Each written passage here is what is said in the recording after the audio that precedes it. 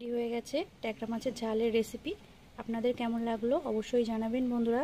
Tata, দেখা হচ্ছে next ভিডিওতে। নমস্কার বন্ধুরা, প্রিয়াঙ্কার রান্নাঘরে সবাইকে স্বাগত। আজকে আমি এখানে বেশ কিছুটা মিঠি ট্যাংরা নিয়েছি। এই ট্যাংরাগুলো যে জ্যান্ত জ্যান্ত ট্যাংরা মাছ, এগুলোকে ফ্রেশ করে কেটে ধুয়ে নেব একটা রেসিপি বানানোর জন্য। মাছগুলোকে কেটে ধুয়ে পরিষ্কার করে নিয়েছি।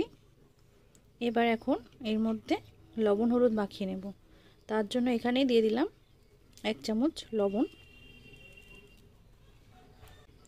আর হাফ চামচ হলুদ গুঁড়ো দিয়ে এটাকে ভালো করে মাখিয়ে নেব। মশলার জন্য এখানে নিয়েছি পেঁয়াজ কুচি, আদা, রসুন, কাঁচা লঙ্কা, টমেটো। এখানে একটা টমেটো কুচি করে নিয়েছি। টমেটো, আদা, রসুন একটা পেস্ট বানিয়ে নেব। কড়াই গরম হয়ে গেছে। এখন কড়াইয়ের মধ্যে দিয়ে দেব তেল মাছগুলো ভেজে নেওয়ার জন্য।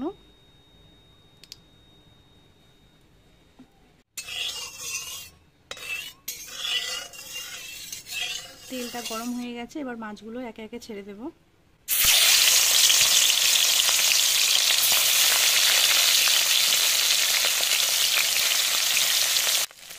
উল্টে পাল্টে মাছগুলোকে লাল লাল করে ভেজে নেব।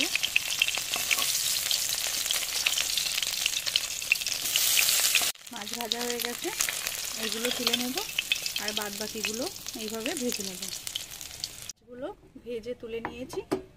মাছ ভাজার এই তেলের মধ্যে ফোড়নের জন্য দিয়ে দেব পেঁয়াজ কুচিগুলো।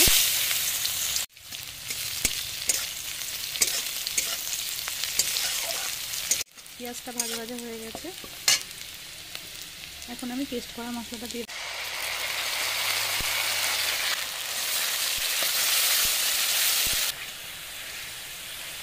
এবার একে একে গুঁড়ো মশলাগুলো দিয়ে দেব। প্রথমেই দিয়ে দেব 1 চামচ লবণ, হাফ চামচ জিরে গুঁড়ো, সামান্য একটু লঙ্কা গুঁড়ো, চামচ হলুদ গুঁড়ো দিয়ে এটাকে মশলাটাকে ভালো করে কষিয়ে মিশিয়ে নিতে হবে।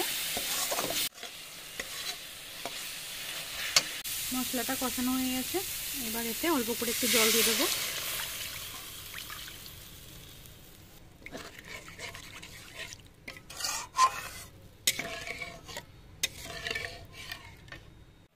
এবার এটাকে ঢাকা দিয়ে ফুটতে দেব। ঝোলটা ফুটে উঠেছে, ভেজে রাখা মাছগুলো দিয়ে দিলাম।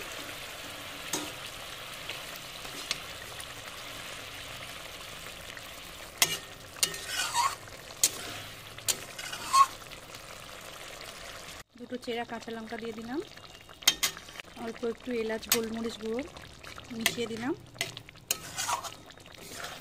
আর উপর দিয়ে অল্প একটু কাঁচা সর্ষের তেল দিয়ে দেব, দিয়ে নামিয়ে নেব। রেডি হয়ে গেছে ট্যাংরা মাছের ঝালের রেসিপি। এবার এটাকে আমি নামিয়ে নেব। রেডি হয়ে গেছে ট্যাংরা মাছের ঝালের রেসিপি। আপনাদের কেমন লাগলো অবশ্যই জানাবেন বন্ধুরা। টাটা, দেখা হচ্ছে নেক্সট ভিডিওতে।